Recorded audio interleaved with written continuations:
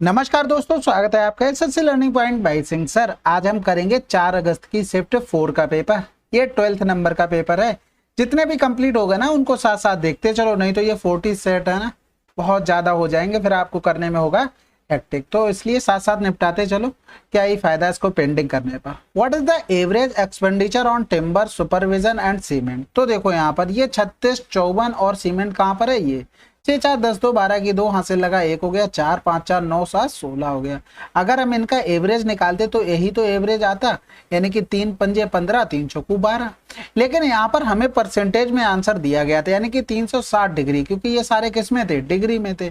इसका मान हो गया 100%। हमें 54 पे निकालना था, तो यहाँ पर 18 तिया 54, 18 दूनी 36 हो गया, कहाँ पहुंच गया, और फिर 18 दूनी 36 हो गया, 20 पंजे 100, 5 तिया 15% आंसर। अगला सवाल, यदि साइन ए माइनस बी बराबर इतना है, ए प्लस बी बराबर इतना है, ए और बी धनात्मक न्यून कोण है, तो ए इज ग्रेटर देन और इक्वल बी, ए और बी की क्रमशः माप बताइए। तो यहाँ पर देखो, अगर हम लिखते साइन ए माइनस बी, और साइन में 1/2 किसका मान होता है, साइन 30 डिग्री का होता है, तो ए माइनस बी का मान क्या होगा, 30 डिग्री हो गया।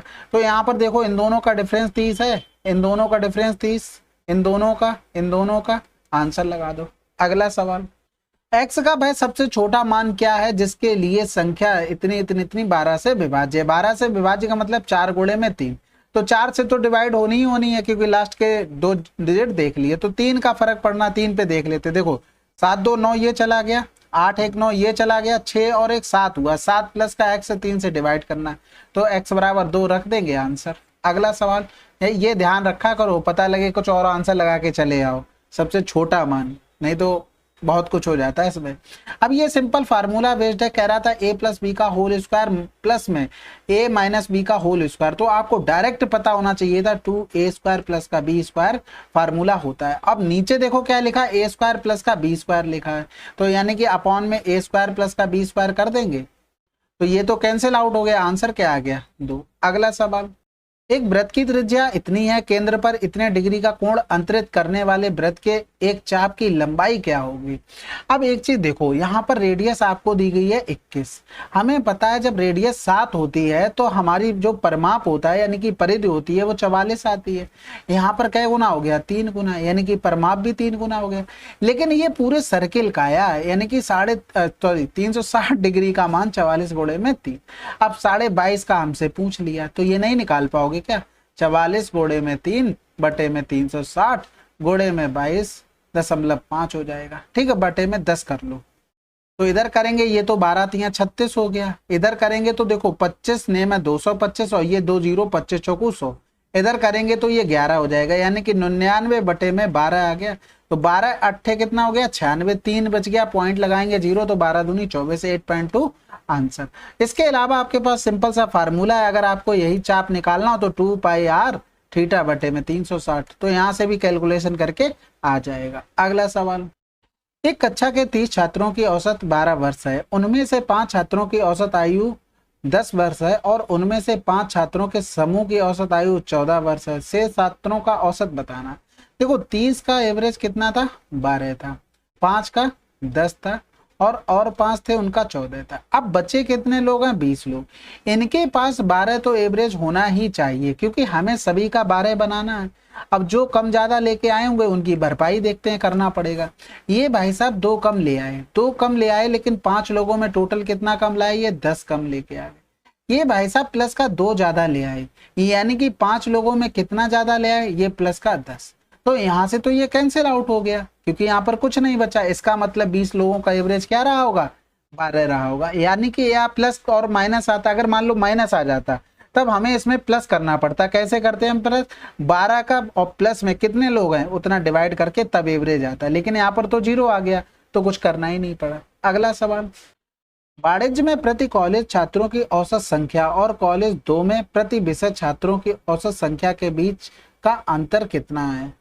यानी कि एक बार तो इसका एवरेज निकालना पड़ेगा, एक बार इनका एवरेज निकालना पड़ेगा। तो सबसे पहले जोड़ लेते हैं, 5 5 10 की 0 हासिल लगा 1 हो गया, 3 4 3 7 2 9 2 11 हासिल लगा 1 हो गया, 3 2 5 2 7 3 10 हो गया। एवरेज करेंगे 4 से भाग। अब 2 के लिए इधर जोड़ लेते हैं, तो ये डबल 0 हो गया, 7 4 11, 11 और 8 19 की 9 हासिल लगा 1 2 और 1 3 2 5 हो गया, बटे में 3, ये एवरेज इसका हो गया 5900 बटे में 3। अब इनका हमें क्या बताना था, अंतर बताना। तो अंतर करने के लिए क्या करना पड़ेगा, डबल जीरो तो कॉमन ले लो, ठीक है। उसके बाद हम करेंगे तो 3 एकम 3 0, 3 एकम 3, इधर आ जाएगा 4 नेम 36 हासिल लगा 3, 4 पंजे 20 और 3 23 हो गया, और बटे में क्या हो जाएगा 12 हो जाएगा। तो 13 से 6 गया 7 हो गया, 9 से 3 गया 6 हो गया, और 6700 बटे में 12 हो गया। तो 12 पंजे 60, 7 बच गया, फिर 12 पंजे 60 करना पड़ेगा, 10 बच गया, 12 अट्ठे 96, 558 आंसर। जैसे ही आपने 5 देखा था आंसर आ गया था। अगला सवाल, दिए गए राज्यों केंद्र शासित प्रदेशों में से किस राज्य केंद्र शासित प्रदेश में इन वर्षों में सबसे कम छात्र विदेश गए। यानी कि यहाँ पर दिया गया है कि विदेश छात्र जाने वाले जो कुछ भी हैं, तो सब महाराष्ट्र को चेक करना है, केरल को चेक करना है, पश्चिम बंगाल को चेक करना है और कर्नाटक को। यानी कि इनसे तो हमें कोई पंचायत नहीं है क्योंकि ये ऑप्शन में दिए नहीं गए। अब तो एक ही चीज है, या तो सबको जोड़ लो या तो सबसे पहले ऑब्जर्वेशन कर लो। तो ऑब्जर्वेशन करने से एक चीज तो हमें दिख गई कि केरल में तो सबसे ज्यादा है, तो ये तो आंसर हो नहीं सकता है, ठीक है। अब यहाँ पर एक चीज देखो, इसमें 500, 550, 450, 600 और 525, इसमें केवल एक में 575 लिखा है, इसमें तो कहीं तो 500 का जिक्र ही नहीं है। तो ये भी चला गया, ये भी चला गया, आंसर लगा दो। इसके अलावा जोड़ने वाला तो एक मेथड है ही। एक निश्चित राशि का चक्रवृद्धि ब्याज पर और वार्षिक रूप से संयोजित 10% की दर से 2 वर्ष की अवधि के लिए निवेश किया गया। समान राशि का समान अवधि के लिए और समान ब्याज दर पर साधारण ब्याज पर निवेश किया गया। यदि चक्रवृद्धि ब्याज और साधारण ब्याज का अंतर इतना तो वह राशि क्या है। सिंपल सी बात यह है, आपको 2 वर्ष का डिफरेंस का दिया गया था मान, बस किसमें, चक्रवृद्धि और साधारण ब्याज में। कभी भी ऐसा हो जाए तो r² / 100 हमेशा डिफरेंस के बराबर होगा, और डिफरेंस 200 था, यहाँ पर क्या करेंगे 10 की पावर 2 100, यानी कि 1 बराबर में 200 हो गया। 100 बराबर में निकालेंगे तो आंसर 1 2 3 4। फार्मूला तो वैसे आपका होता है P × r/100 की पावर 2। यहाँ पर इसको अगर हम 100 मान लेते हैं तो इधर क्या हो जाएगा, r² में 100 × में 100, तो ये कैंसिल आउट हो जाता है। तो यहाँ पर क्या हो गया, 100² / 100 बराबर d हो गया। तो वही यहाँ पर हम डायरेक्ट कर लेते हैं और 100 बराबर निकाल लेते हैं, आंसर आ जाता है। तो इतना जितना लिखा उतना लिखने की जरूरत भी नहीं थी इस सवाल में। आपको क्या पता था 10 का स्क्वायर करोगे 100 होगा, तो 1 बराबर 200, 100 बराबर निकालना था जिसमें 2 भरे पड़े हो, आंसर लगा दो। ये हो नहीं सकता, ये हो नहीं सकता, ये हो नहीं सकता, ऑप्शन ही ऐसे दिए भैया। 2000, 20,000, 2 लाख ऐसे लिख देता तो हम जीरो को वैल्यू भी दिया करें। तो ये चीज आप लोग समझ के होंगे। एक आदमी अपनी मासिक आय का 30% किराए पर खर्च करता है, शेष राशि का 15% वह भोजन पर खर्च करता है। अब शेष रह गई राशि 35% वह अन्य सभी खर्चों के लिए इस्तेमाल करता है। यदि उसके पास इतनी राशि शेष है तो उसकी मासिक आय क्या थी। अब यहाँ पर शेष की बात कर रहा है, यानी कि उसके पास स्टार्टिंग में कुछ ये राशि रही, 30% खर्च कर दिया, 70 बचा, जो बची है उसका 15% खर्च कर दिया, 85 बचा। अब शेष रह गई राशि का 35% भाई अन्य खर्चे कर देता है, तो 35% इसमें से भी खर्च कर दिया, तो इसका कितना बचा, 65। इसी का मान दिया था 162,435। तो पॉइंट में तो कुछ है नहीं, इसका मतलब पूरा पूरा कटेगा। तो 13 पंजे 65, 13 एकम 13 बचा, 3 हो गया, 13 दूनी 26, 6 बच गया, फिर 13 चौकू 52 करेंगे, 12 बच गया, फिर 13 अट्ठे 104, 13 नम्मे 117, 13 पंजे 65 हो गया। इसको 5 से काट दें, बिल्कुल काट लें। 5 दूनी 10, 2 बच गया, 5 चौको 20, 4 बच गया, 5 नेम 45, फिर बच गया कितना, 4, 5 नेम 45। अब इसको क्या करो, यहाँ से कुछ ना कुछ तो कर देते। चलो यहाँ से क्या करो, 7 से और उड़ा दो, 7 या 21, 3 बचा, 7 पन्ने 35, 7 7 49, तो x बराबर आ जाएगा 357/85। 17 पना 85 हो गया, 17 दूनी 34, 17 एकम 17, 5 चौको 20, 5 दूनी 10, जिसमें 42 लिखाओ आंसर। अगला सवाल, जीरो को तो इज्जत देनी ही नहीं है। 10%, 20%, 30% क्रमिक छूट, एकल समतुल्य छूट क्या होगी। देखो एक तो फार्मूला होता है, 2 करके लगा लेंगे, या तो आप सक्सेसिव से लगा लो, जिसमें सहूलियत लगे वो कर लो। तो देखो अगर यहाँ पर सक्सेसिव लगाने जाओगे तो 10% का मतलब क्या हो गया, 1/10, 10 से चीज 9 हो गई, और फिर 20% मतलब हो गया 1/5, 5 से चीज 4 हो गई। यहाँ पर 30% मतलब 3/10, यानी कि 10 से चीज 7 हो गई। तो इधर कुछ कट रहा है, बिल्कुल, 2 दूनी 4, 2 पंजे 10, 55 25, इधर 250 हो गया, 9 7 63, 2 3 6 हो गया, 2 छक्के 12 हो गया। तो यहाँ पर कितनी छूट दी गई, 10 से 6 गया 4 हो गया, इधर 4 से 2 गया 2 हो गया, और 2 से 1 गया 1, और किस पर 250 पर गुणा कर दो 100, तो 25 से कम 25, 25 चौकू 100, इधर करेंगे 4 चौकू 16, 12 चौक 48, 49.6। ठीक है, अगर मान लो ये फार्मूला आपको पता है, अगर आपकी प्रैक्टिस अच्छी है, मतलब आप दिमाग में ओरल थोड़ी कैलकुलेशन कर लेते, तो देखो 10 और 20 30 हो गया, 30 माइनस का 2 कितना आ गया 28, 28 प्लस का 30 कितना हो गया 30 20 50 58 माइनस का 28 3 84 हो गया, यानी कि 0 चला गया होगा 8.4, तो 58 से पूरा 9 घटाएंगे तो 49, 10 से 4 गया 6 आंसर। अगर आपकी प्रैक्टिस अच्छी हो तो इस फार्मूले से हम कर सकते हैं। अगला सवाल, समरूप त्रिभुज एबीसी और डीईएफ की बात कर रहा है, इसमें भुजाओं का अनुपात ये था, क्षेत्रफल का हमें पूछा गया। देखो एक चीज याद रखना कि एरिया का साइड से अगर हम लिखेंगे तो हमेशा स्क्वायर होगा, और एरिया के साथ साइड का ही नहीं, चाहे आप परपेंडिकुलर पे चले जाएं, चाहे आप हाइट पे चले जाएं, चाहे आप पेरीमीटर पे चले जाएं, सबका स्क्वायर होगा, ये चीज ध्यान रखना एरिया के साथ। तो देखो पहले त्रिभुज की एरिया कितना दिया गया था 90, दूसरे का हमें निकालना था, इसको x मान लो, S1 यानी कि पहले त्रिभुज की भुजा √3, दूसरे की √5, तो ये होल स्क्वायर हो गया, यानी कि 90 बटे में x 3 बटे में 5, तो इधर करेंगे 3 3 9 हो गया, तो x बराबर कितना आ गया 150। अगला सवाल, 2.1 मीटर त्रिज्या वाले अर्धगोलाकार टंकी में कितने लीटर पानी आ सकता है। कुल मिलाकर हमें क्या निकालना है, वॉल्यूम निकालना है, तो 2 बटे में 3 पाई आर क्यू। तो ऐसे सवालों में सबसे पहले हम 11 की डिविजिबिलिटी चेक करते हैं, 4 1 5 5 4 9 नहीं कटेगा, इधर करेंगे 3 1 4 4 4 8 नहीं कटेगा, 4 1 5 5 4 9 ये 11 से कट जाएगा, 8 9 1 10 10 4 14 हो गया, 8 8 16 ये भी 11 से नहीं कटेगा, आंसर आ गया। इसके अलावा मान रख लो सिंपल सा 22 बटे में 7, इधर हो जाएगा 21 बटे में 10, 21 बटे में 10 और 21 बटे में 10।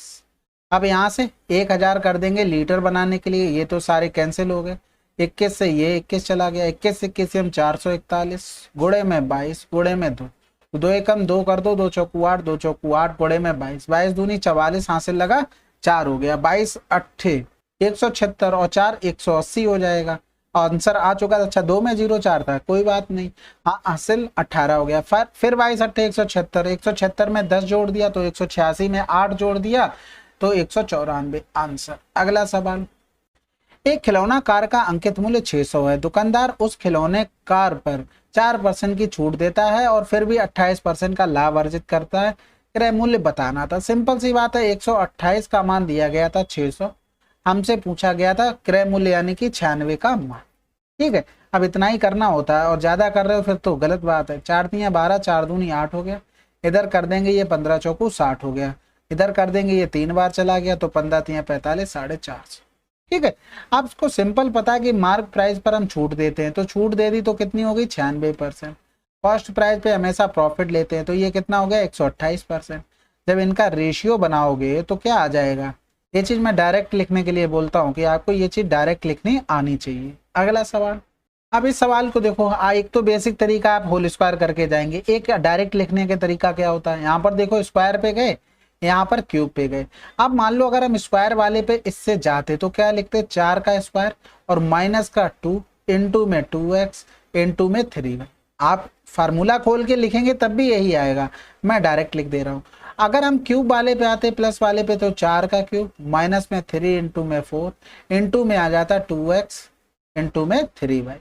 ठीक है, आप सिंपल सा फार्मूला याद रखो, ये वाला x प्लस 1/x बराबर a होता है, तो x cube plus 1/x cube बराबर होता है 1 की पावर 3 माइनस का 3 इंटू में, और इसके इंटू में x इंटू 1/x आ जाता है, जो कट जाता है, तो ये इन दोनों का प्रोडक्ट ही तो लिखा है, तो हमारा फार्मूला इतना रह जाता है, लेकिन यहाँ पर कटेगा नहीं।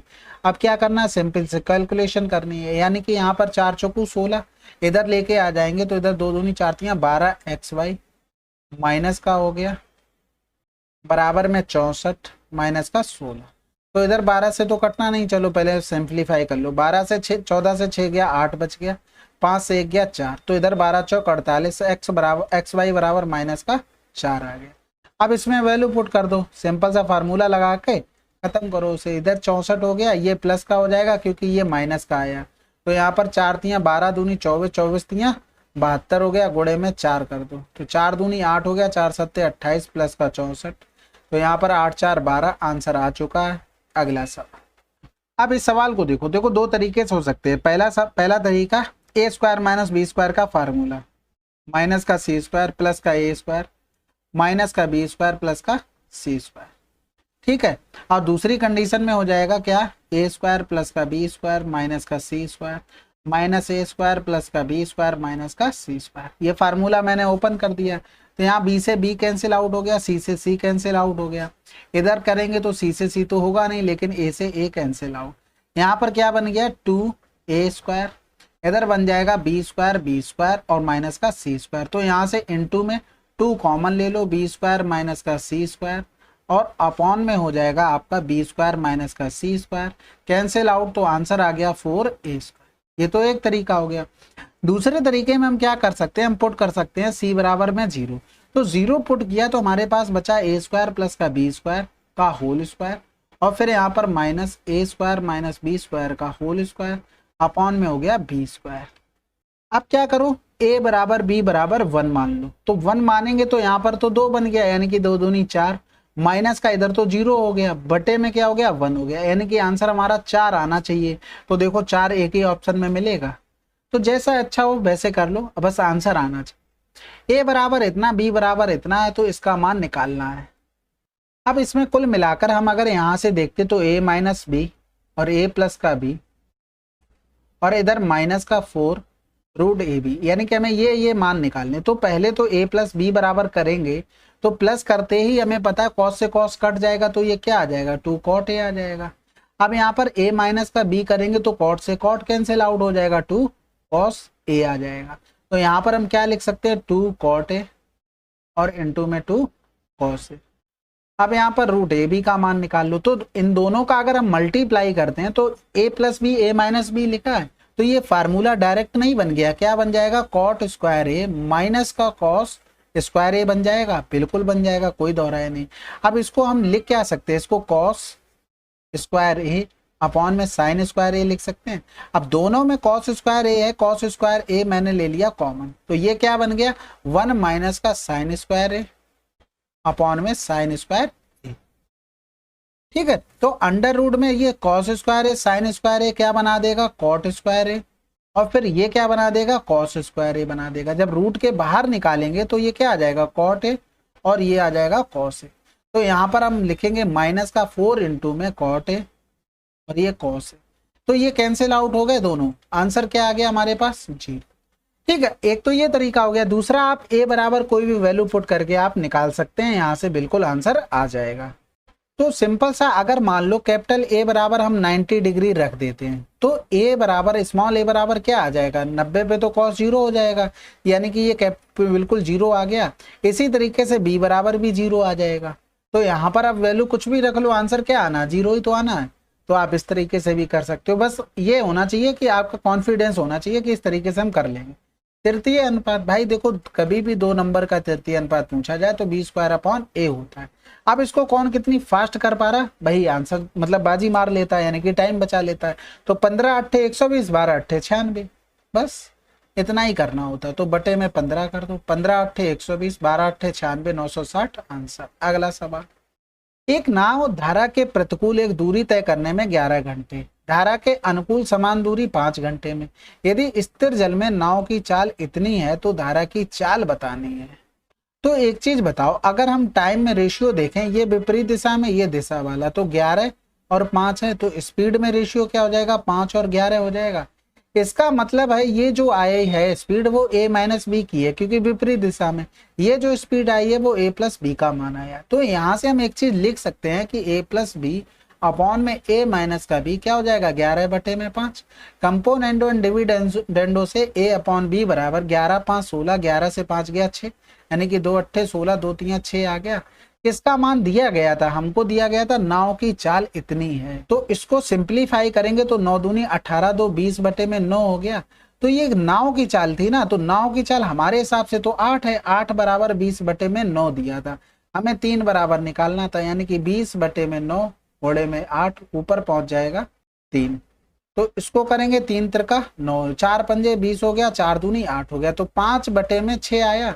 ये आया मीटर प्रति सेकंड में। किलोमीटर प्रति घंटा के लिए 18/5, तो ये इससे कैंसिल आउट, 6×18 किलोमीटर प्रति घंटा आंसर। अगला सवाल, ए किसी काम का 24 दिनों में पूरा कर सकता है, बी 30 दिनों में, बे दोनों साथ मिलकर इस पर 8 दिनों तक काम करते हैं, तो काम का कितना अंश शेष रह गया।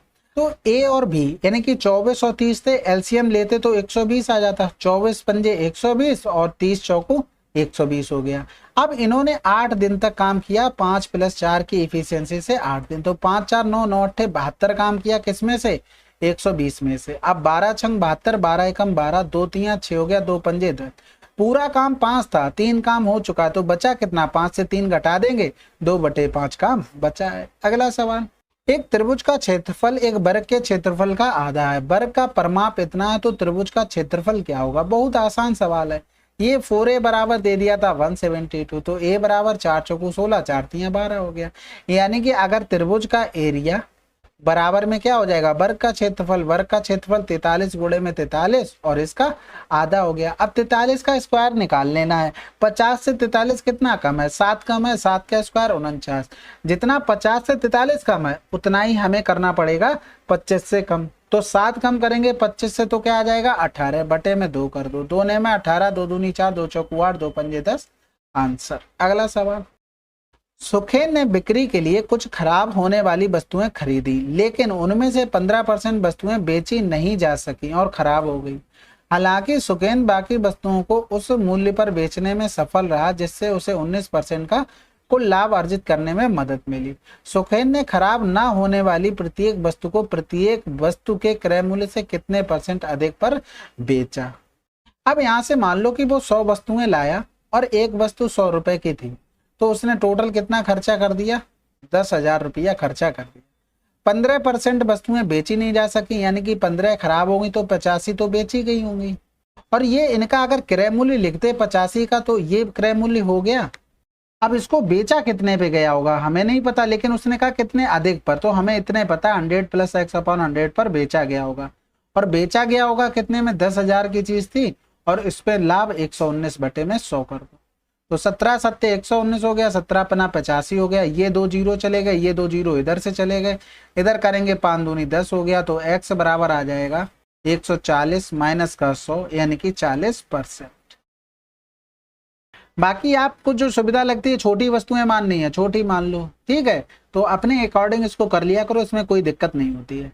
अब इस सवाल को देखो, सिंपल ऑप्शन आपको चेक करने थे, लेकिन ऐसा नहीं कि अंधाधुंध शुरू हो गए, ऑप्शन एलिमिनेट करते चलो। जीरो हो नहीं सकता क्योंकि यहाँ पर देखो लिखेंगे तो साइन स्क्वायर आ जाएगा, यानी कि साइन जीरो की वैल्यू क्या होती है भैया, जीरो होती है, यानी कि ये पूरा टर्म जीरो हो गया, ये 1 हो गया, तो ये तो कैंसिल आउट हो गया।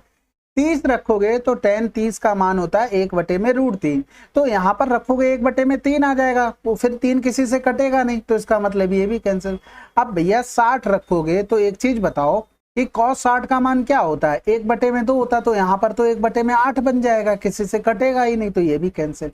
वैसे भी अगर आप ऑप्शन रखते ना तो सबसे पहले जीरो को ही पकड़ते, क्योंकि आपको पता है कि कैलकुलेशन आसान 0 पे होगी, 45 पे होगी, उसके बाद 45 पे आते, तो ये चीजें आपको थोड़ा ऑब्जर्व करनी है। ऐसा नहीं कि आपने 30 से शुरू किया करते चले आ रहे, नहीं ऐसा नहीं है भाई। ऑप्शन देखो कि सबसे आसान कौन सा है, सबसे पहले 0 चेक किया, फिर 45 आसान लग रहा है 45 कर लिया, इस हिसाब से चलना था। चलो फिर अगला सवाल करते हैं। एक व्यक्ति एक निश्चित वार्षिक ब्याज दर पर कुल इतने की धनराशि प्राप्त करने के लिए 9 वर्षों के लिए साधारण ब्याज पर इतने का निवेश करता है। उपरोक्त धनराशि प्राप्त करने के लिए ब्याज की दर क्या थी। तो सिंपल सी बात यह है, यहाँ पर ये देख लो कि ब्याज कितना मिला, 25,400, तो यहाँ पर 0 हो गया, 9 हो गया, 3 हो गया, 7 से 5 गया 2, 6 से 2 गया 4, इतना ब्याज मिला किस पर, 25,400। टाइम कितना था, 9 था। अब इसमें कैलकुलेशन है जो भी, अब ये 0 से 0 काट दो, इधर करेंगे तो 9 चौक 36, 9 7 63, 9 एकम 9, 0 हो गया, ठीक है। अब कुछ बचा, कटेगा कुछ, मुझे तो नहीं लगता कुछ कटेगा, तो डायरेक्ट ऐसा करो 254 से हम अपना जन्म सिद्ध अधिकार वाला भाग लगा देते हैं। सबसे पहले स्टार्टिंग में सब में 1 है तो 1 लिख दो, ऑप्शन का सारा ले रहे हैं। 11 से 4 गया 7 हो गया, 6 से 5 गया 1 हो गया, 4 से 2 गया तो 2 हो गया, उतारा लिया 0 का। अब ऑप्शन में दूसरे नंबर पे 8 4 5 8, सबसे बड़ा 8 है, सबसे पहले सबसे बड़ा चेक करेंगे। छोटा नहीं करते हैं क्योंकि इसके पीछे रीजन होता है कि अगर छोटे से कर लिया तो हो सकता है बड़े वाले से भाग चला जाए, लेकिन जब बड़े से चला गया तो छोटा क्यों चेक करना है। तो 8 चौक 32 हो गया, यहाँ से लगा 3, 25 अट्ठे 200, 203 हो गया। तो 10 से 2 गया तो 8 हो गया, 6 से 3 गया 3 हो गया, इधर बचा 138। पॉइंट लगाएंगे, 0 बढ़ाएंगे। अब देखो तीसरे नंबर पे बड़ा क्या लिखा है, ये तो दोनों ऑप्शन चले गए ना, यहाँ पर 5 हो गया। तो 5 दूनी 10, छोटा आ रहा है बिल्कुल, 5 चौको 20 हो गया, 25 पंजे 125 और 2 127। अब इतना ही करना है आंसर। अगला सवाल, 4.9 सेंटीमीटर त्रिज्या एवं 144 डिग्री कोण वाले एक वृत्त त्रिज्यखंडी का परिमाप क्या होगा। अब यहाँ पर ये देख लेना, परिमाप पूछा है, चाप नहीं पूछा है। यानी कि कहने का मतलब है कि ये चाप की लंबाई होगी, ये रेडियस और ये रेडियस, इन दोनों को जोड़कर और ये चाप की लंबाई टोटल, तब उसको निकालना है। अभी देखो कुछ सवाल पहले ही, यानी कि तीसरा या चौथा सवाल होगा, बताया था। तो यहाँ पर एक चीज देखो, अब डायरेक्ट लिख लेंगे। कैसे, 44 लिखा, ये 360 पे होता है, तो यहाँ पर 360 कर दो और इंटू में 0.7, क्योंकि रेडियस का 0.7 गुना है और हमें निकालना है 144 पर। तो एक 0 और नीचे बढ़ा लेते हैं, तो 12 तियां 36 हो गया, 12 बारियम 144 हो गया। इधर करेंगे 3 चौकू 12 हो गया, इधर कर लेंगे 4 चौकू 16, 4 चौकू 16 17 गुणे में 7, 7 छक्का 42 हो गया। और फिर 17 सत्ते 119 में 4 जोड़ देंगे 123 हो गया। पॉइंट आ जाएगा 2 के बाद। प्लस में क्या हो जाएगा, प्लस में 2 प्लस का आर, सॉरी प्लस में 2r, तो 2 गुणे में 4.9, तो 49 दूनी 98, यानी कि 9.8 इसमें जोड़ देंगे, तो 12.32 प्लस का 9.8, तो यहाँ पर 2 हो गया, 3 हो जाएगा, 8 3 11, यहाँ से लगा 1 3, 9 3 12 2, यहाँ से लगा 1 8। समझ गए ना पूरी बात। देखो 7 रेडियस होती है तो 44 आ जाता है क्या, परिधि। अब हमको रेडियस 4.9 दी थी, क्या गुना हो रहा था, 0.7 गुना, तो ये भी तो 0.7 गुना हो जाएगा। तो ये तो आ गई पूरे पूरे सर्किल की परिधि। तो ये 360 के एंगल पे आ गई थी और हमें निकालनी थी किस पर, 144 पर। तो इतना निकालने के बाद हमें परिमाप चाहिए था, तो रेडियस हमें जोड़नी पड़ी। ठीक है, चलो फिर 4 अगस्त की शिफ्ट 4 आपकी समाप्त हो गई। ठीक है, अच्छा सवाल था, तो नोट कर लेना। जो भी दिक्कत हो, नहीं कर रहे हो तो मैं नोट कर लूंगा। और ये सवाल डिट्टो नहीं कह सकते, लेकिन सीजीएल में पूछा गया 2023, तो ये चीजें ध्यान रखो। कोई भी अब इस समय ये समझ लो, ना सीपीओ अलग है, ना सीजीएल अलग है, ना सीएचएसएल अलग, सब में सेम पढ़ना है, सब कुछ करना है। तो जहां जो भी एलिजिबल है तो वहां बिल्कुल एकदम डट जाओ, एक सीट लो, नौकरी लो। उसके बाद चाहे आप आईएएस बनना, चाहे पीसीएस बनना, चाहे कुछ भी बनना, जहां का भी एग्जाम निकालना हो निकालते रहे, एक नौकरी ले लो, निश्चिंत हो बस। ठीक है, बाकी आपका इन्वॉल्वमेंट बहुत जरूरी है, कमेंट करते रहो। बाकी मैं किसी के लिए बोलता ही नहीं हूँ, आप कमेंट करते रहो, जिससे थोड़ा मनोबल बढ़ता रहता है कि हाँ देख रहे हैं, लोगों को पसंद आ रहा है, तो अच्छा लगता है। चलो फिर मिलते हैं अगले वीडियो में, तब तक के लिए जय हिंद जय भारत।